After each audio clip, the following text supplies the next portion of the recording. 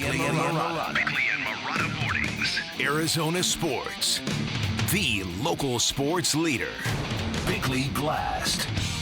Very few things in sports are as hot as the seat that Mike Budenholzer now occupies. It is a seat that has held 3 Suns head coaches in the past calendar year. It is a seat that comes with a minefield of superstars, and in terms of temperature, it is a seat that seems better suited for Death Valley and not just the Valley. That seat, by the way, is now officially occupied by Mike Budenholzer, a Holbrook kid who is full of championship dreams and saying all the right things, but nothing to me was more important than Coach Bud telling the Phoenix media that he's had healthy conversations with Devin Booker and Kevin Durant.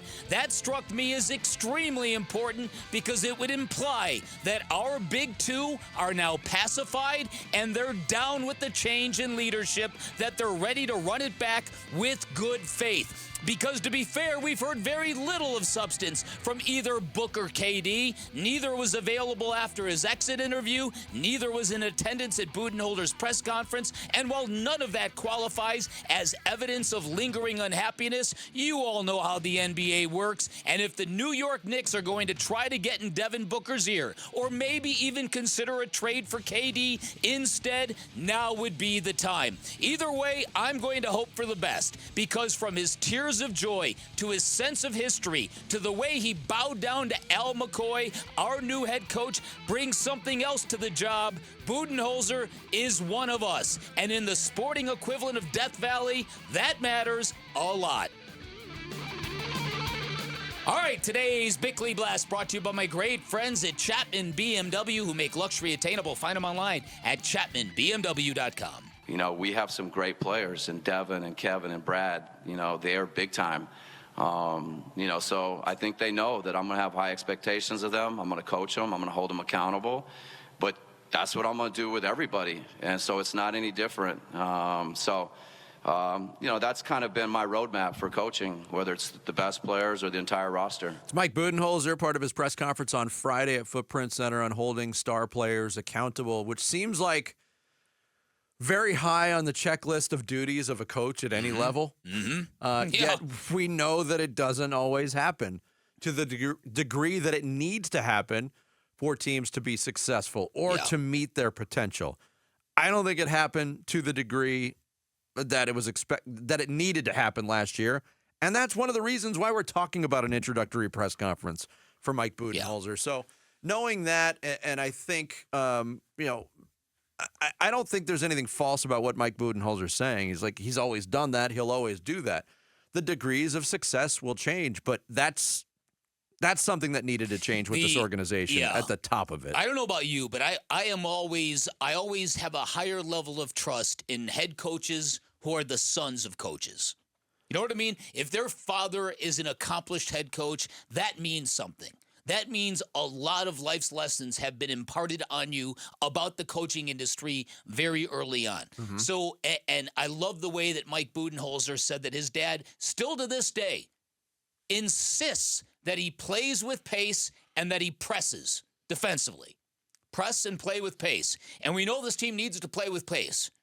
The pressing part, I'm not sure it's going to work with this roster. But the playing with pace is something that they have got to do.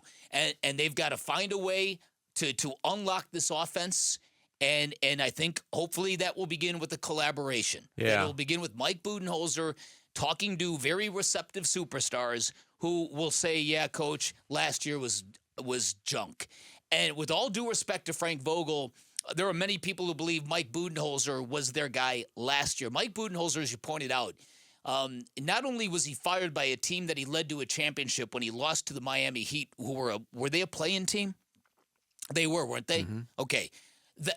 You're talking instead about something where there was also a personal tragedy, his brother dying in a car accident in the middle of that series. So it was one of those, what am I doing with my life?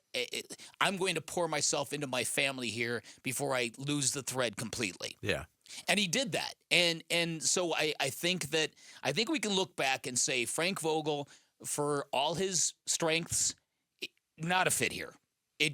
It wasn't a personal fit with these superstars. His system wasn't a fit.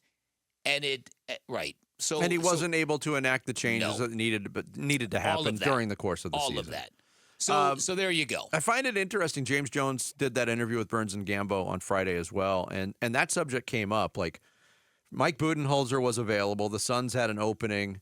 Frank Vogel emerged as the favorite / hire late in the whole process. It seemed like, if you remember last summer, it seemed like it was trending toward maybe Kevin Young getting that job. Doc Rivers, very late in the process, pulled his name out even though he wasn't getting the job because that's what some coaches, do. But Mike Budenholzer was out there. Why not Mike Budenholzer last year? Here was James Jones with Burns and Gambo. Helps if I turn that up. It's just time. Mike was coming off of a heck of a run in Milwaukee. Personally, professionally, he had given a lot, and things move fast in this business. So going from one team to another, he didn't have the proper time to decompress. And I think he talked about it today in his presser. Sometimes you just need to get your mind right, get healthy, and get into a right spot where you can give everything you need to the position. And he just wasn't in a position to do that last summer. So maybe this will be a situation where the year off does everybody good. Mike Budenholzer comes in refreshed with a different perspective, a healthier perspective. Again, he went through the ringer at the end there with Milwaukee, but a lot of it does have to change, and part of where the Suns need to improve, most basketball people will tell you, is the addition or the increase of three-point shots. They shot an NBA low 26 three-pointers per game in their 4 games in the playoffs, which is by far the lowest of any team that made the postseason. They were in the bottom 5 or 6 in attempts per game over the course of the full regular season. And Mike Budenholzer was asked that at his press conference.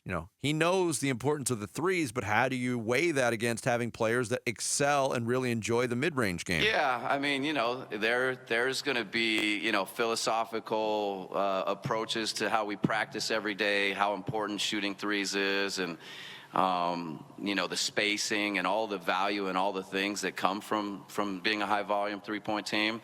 I'm going to work with the whole group to help them embrace it, understand why it's important to us. And, when I think about, Kevin and Devin, being 2 of the greatest, maybe all time, certainly this generation. And as we talk about today's NBA in the mid-range, I think of it as just adding to what they do.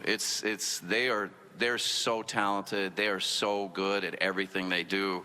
I don't want to take away from anything that they do. I want to add to what they do. I want to make them better. I want to push them to be their best and what's best for our team, and to get all of us to understand, how do we win? Yeah, it's an interesting dilemma because, the numbers bear that out. Something else you hit in the blast that I want to address real quick, too. And I'm with you to a degree. Like, don't dismiss the possibility of anything happening. Yet, the Devin Booker New York connection, I'm not dismissing it as a possibility. I'm almost dismissing it, and we had fun with it too because it just seemed like Stephen A. Smith trying to get a good player to come to the Knicks. Right. But does that, just from the Knicks standpoint, would that make sense this offseason? I don't look at the New York Knicks, who just got eliminated from the playoffs yesterday. The reason why is not because they were lacking a big-time scorer. The reason why is because everybody got hurt. I think a healthy Knicks team breezes past Indiana, but do you think a healthy Knicks team is good enough to beat the Celtics? Because there's a belief among some, I think, that this team was great, but this group of people that this might be as high as they get. Yeah, I don't know. I don't know. It's a very abstract thought because they were so hurt, and we're not going to see that matchup, but. The Knicks, to me, completely meet the criteria of a team that's confident, frustrated, but ready to run it back to see what they can do next year. And if it doesn't work out next year, maybe we revisit that possibility. Listen, what I would bet on Mike Budenholzer plus the Paris Olympics are going to keep Devin Booker, certainly Devin Booker, rooted, and I think KD as well. But again, I'm keeping my eyes open to everything. If Devin Booker didn't even go to Villanova, he's the wrong kind of wildcat for the Knicks. That's right. That is true. And look, on the flip side of it, the Suns are a team that wants to prove that this was not representative of who they are. If we're talking in May of 2025 and both teams fall short of their goals, Maybe it aligns a little bit better then. And I don't want it to happen. I want Devin Booker to stay here his whole career. But my door is almost shut on that, but not complete. It's foolish to completely close the door on any possibility. Yeah. That's all I'm saying. Yep. Thanks for watching Bickley and Marotta. Click to see the latest Bickley Blast and hit the button in the middle to subscribe to Arizona Sports.